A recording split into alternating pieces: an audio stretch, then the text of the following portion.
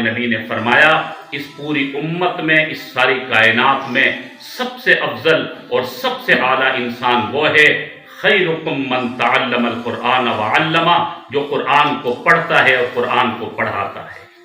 یہ قرآن والے لوگوں کو اللہ کے نبی نے پوری امت میں افضل اور اعلیٰ انسان قرار دیا ہے۔ تو ہم بھی اپنی اولاد کو اس اعلیٰ منصب پر، اس اعلیٰ عہدے پر اور اس اعلیٰ اعزاز کے لیے ہم بھی اپنی اولاد کو تیار کریں، اپنے بچوں کو اللہ کا قرآن پڑھایا کریں، کیونکہ دنیا کی تعلیم وہ دنیا میں رہ جائے گی۔ دنیا میں بعض دفعہ اس کا فائدہ ہوتا ہے، بعض دفعہ نہیں بھی ہوتا، لیکن جو قرآن کا علم ہے، جو قرآن کی تعلیم ہے، یقیناً اللہ نے اس میں دنیا کی بھی عزت رکھی ہے، اور قبر میں جانے کے بعد بھی اللہ کا قرآن کام آئے گا، اور پھر کل قیامت کے دن بھی یہی اللہ کا قرآن کام آئے گا۔ ایک واقعہ کتابوں میں لکھا، وہ سنا کر بات کو ہم انشاءاللہ ختم کرتے ہیں۔ کتابوں میں لکھا ہے کہ ایک شخص جو بڑا گناہ گار تھا، ساری زندگی گناہ کرتا رہا، نافرمانیاں کرتا رہا، اللہ کے حکموں کو توڑتا رہا، نماز سے دور، روزے سے دور، اللہ کے حکموں سے دور، بیمار ہو گیا، بستر مرگ پر آ گیا۔ اب اسے یقین ہو گیا کہ میں دنیا سے چلا جاؤں گا، میرا انتقال کا وقت آ چکا۔ چنانچہ اسے پریشانی ہو گئی کہ اب میرا کیا ہوگا، بالکل ہی بستر پر آ گیا، اب عبادت بھی نہیں کر سکتا۔ وہ وقت گزر گیا جو عبادت کا وقت تھا، اللہ کو راضی کرنے کا وقت تھا۔ اچانک اس کے دل میں خیال آیا، اپنی بیوی کو اپنے پاس بلایا۔ اس کی بیوی جو اس وقت حاملہ تھی، پیٹ سے تھی، اپنی بیوی کو بلا کر کہنے لگا کہ میرا آخری وقت آ گیا، یقیناً میں نے دنیا سے جانا ہے، میں بڑا گناہ گار ہوں، بڑا نافرمان ہوں، ساری زندگی کوئی اچھا عمل نہیں کیا، میں ایک وصیت کرنا چاہتا ہوں، میری اس وصیت کو پورا کر دینا۔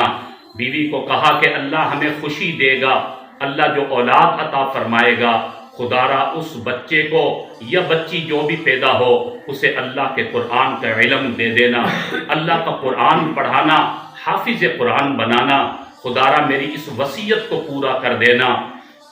بیوی نے وعدہ کر لیا۔ کچھ دنوں میں اس انسان کا انتقال ہوا، قبر میں دفنا دیا گیا۔ نافرمان تھا، اس کی نافرمانیوں کی وجہ سے قبر کے عذابات اس پر مسلط ہو گئے، طرح طرح کے عذابات کی لپیٹ میں ہے، قبر کی تنہائی میں، قبر کے سناٹے میں، جہاں کوئی پوچھنے والا نہیں، کوئی مددگار نہیں، کوئی غمگسار نہیں، کوئی ہمدردی کرنے والا نہیں، کوئی قریب آنے والا نہیں، اس تنہائی کے سناٹے کے گھر میں اکیلا ہے، اللہ کے عذاب کی لپیٹ میں ہے۔ وقت گزرتا چلا گیا، کچھ مہینوں کے بعد اللہ نے اس کے یہاں بیٹا اس کو عطا فرمایا، اللہ تعالیٰ نے نرینہ اولاد عطا فرمائی۔ وقت گزرتا چلا گیا، جب بچہ کچھ بڑا ہو گیا، 6-7 سال کا اتنا ہو گیا، پڑھنے کے قابل ہو گیا، اس کی بیوی نے اپنے شوہر کی وصیت کو پورا کرنے کے لیے اپنے بچے کو لیا، علاقے کے مدرسے میں چلی گئی اور جا کر داخلہ کروایا، اور قاری صاحب سے عرض کیا کہ قاری صاحب میں ایک بیوہ خاتون ہوں، یہ ایک بچہ آپ کی امانت آپ کے حوالے کرنے آئی ہوں، آپ کی امانت میں دینے آئی ہوں، میں اس بچے کو حافظ قرآن بنانا چاہتی ہوں، میرا شوہر دنیا سے چلا گیا، جاتے جاتے یہ وصیت کر کے گیا، جاتے جاتے یہ مجھے کہہ کر گیا کہ میرے بچے کو حافظ قرآن بنا دینا۔ آج میں اپنے بچے کو حافظ قرآن بنانے کی نیت سے مدرسے میں داخل کروانا چاہتی ہوں۔ بچے کا مدرسے میں داخلہ ہو گیا، پڑھائی شروع کر دی گئی۔ کتابوں میں لکھا ہے قاری صاحب نے بچے کو اپنے سامنے بٹھایا اور پڑھانے کا آغاز کیا۔ جب ہم بچے کو پڑھانا شروع کرتے ہیں، پہلے نورانی قاعدہ پڑھایا جاتا ہے، الف با تا سا کا پہلے یہ سبق ہوتا ہے، اور سب سے پہلے بچے کی زبان سے بسم اللہ الرحمن الرحیم کے کلمات ادا کروائے جاتے ہیں۔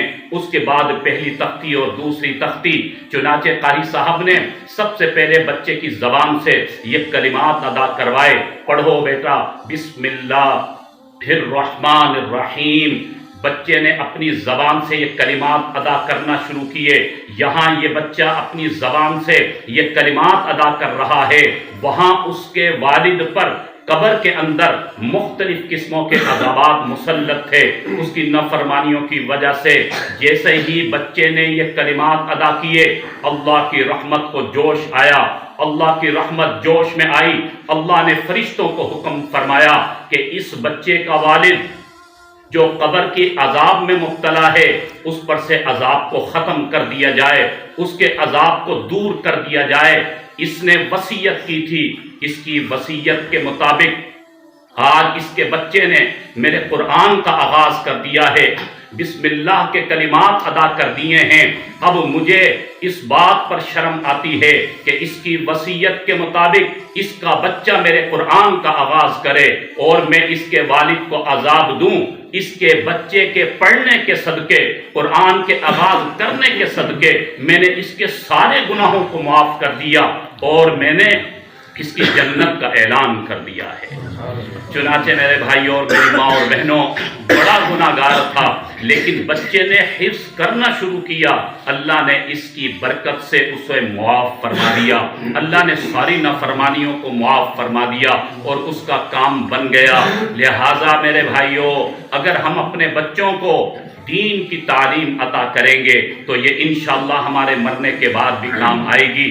دنیا کی تعلیم سے انکار نہیں ہے، دنیا کی تعلیم بھی دلوانی چاہیے، یہ وقت کی ضرورت ہے، لیکن وہ جو دنیا کی بھی ضرورت، جو آخرت کی بھی ضرورت، جسے دین کی تعلیم کہا جاتا ہے، جسے قرآن کا علم کہا جاتا ہے، ہمیں اس قرآن کے علم پر بھی توجہ دینی ہے۔ اپنے بچوں کو حافظ قرآن بنانے کا شوق پیدا کریں۔ دنیا کی تعلیم کے لیے ہم نے اپنے بچے کا کتنا وقت نکالا، صبح سے لے کر دوپہر تک بچہ اسکول میں ہے، اس کے بعد ٹیوشن ہے، پھر اس کے بعد مزید ہوم ورک کے لیے والد بھی متوجہ ہے، والدہ بھی فکر مند ہے، لیکن جب قرآن پڑھانے کا وقت آتا ہے تو 1 گھنٹے کے لیے مکتب میں بھجوا دیا، کبھی بچہ جا رہا ہے کبھی نہیں جا رہا، ماں باپ فکر مند نہیں رہتے۔ میرے بھائیوں، یہ ناانصافی ہے۔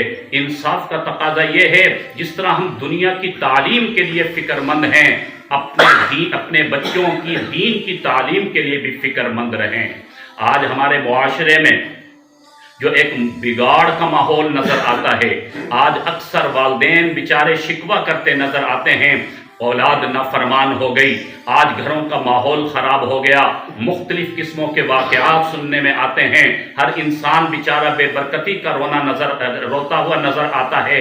اس کی وجہ یہی ہے کہ آج ہمارا رجحان دنیا کی طرف بڑھ گیا، آج ہم نے دنیا کی تعلیم اور دنیا کے معاملات اور دنیا کے اسباب کو کامیابی کا ذریعہ سمجھ لیا، دین کا علم، دین کی تعلیم کو ہم نے دوسرے نمبر پر رکھ دیا۔ صحابہ اکرام رضوان اللہ علیہم اجمعین، انہوں نے دین کو پہلے نمبر پر رکھا تھا، اللہ کے احکامات کو پہلے نمبر پر رکھا، دنیا کے تقاضوں کو دوسرے نمبر پر رکھا تھا، اس لیے وہ کامیاب رہے، دنیا میں ہی اللہ نے انہیں عزتیں اور عظمتیں نصیب فرمائی۔ آج چونکہ اس کا الٹ ہو گیا، ہم نے دنیا کے تقاضوں کو پہلے نمبر پر رکھا اور دین کے تقاضوں کو دوسرے نمبر پر رکھ دیا، اس لیے آج کا انسان بیچارہ پریشان ہے، بے سکون ہے، ہر انسان بے برکتی کا رونا روتے نظر آتا ہے۔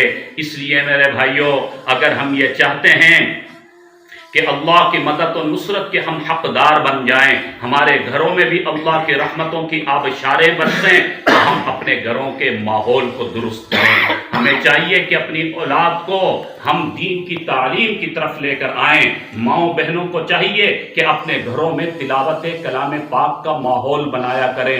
روزانہ جس گھر میں قرآن کی تلاوت ہوتی ہے، حضور اکرم صلی اللہ علیہ وسلم نے ارشاد فرمایا کہ جنت سے نور کا ایک خیمہ آتا ہے، اس گھر پر سایہ فگن کر دیا جاتا ہے، جتنی دیر تک اس گھر میں قرآن کی تلاوت چلتی رہتی ہے اتنی دیر تک وہ جنتی نور کا خیمہ اس گھر پر سایہ فگن رہتا ہے، اللہ کی طرف سے رحمتوں کی آبشاریں برستی رہتی ہیں، برکات کا نزول ہوتا رہتا ہے۔ یہ میری اپنی بات نہیں ہے، کائنات کے امام حضرت محمد صلی اللہ علیہ وسلم کی حدیث مبارکہ ہے کہ اس گھر میں رحمت کے فرشتوں کا نزول ہوتا ہے، رحمتوں کی آبشاریں برستی ہیں، برکتوں کا نزول ہوتا ہے، جس گھر میں اللہ کا قرآن پڑھا جا رہا ہوتا ہے۔